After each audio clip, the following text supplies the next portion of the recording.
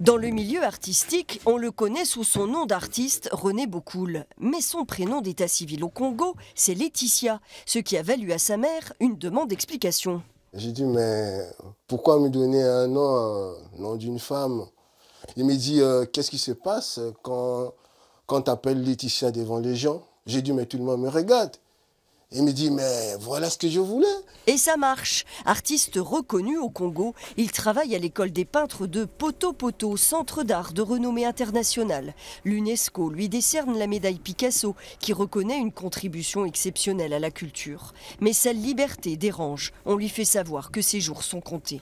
J'aime pas la politique, mais j'aime la vérité. Quand vous dites la vérité, on vous trouve que non, vous ne respectez pas le chef d'État, ou vous êtes contre le président de la République. Il quitte le Congo précipitamment, profitant d'un départ de choristes italiens. Puis c'est la France en 2012 où il obtient le bénéfice rare de la carte de séjour compétences et talents. Elle lui permet de travailler, mais pas de voyager.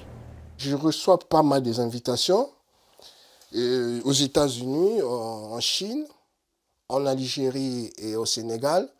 Je ne peux pas aller parce que je n'avais pas le passeport. Il demande donc le statut de réfugié. Refus de la préfecture en novembre 2018. Et en décembre, c'est l'arrêté d'expulsion avec interdiction de revenir avant un an. Incompréhensible pour son avocate.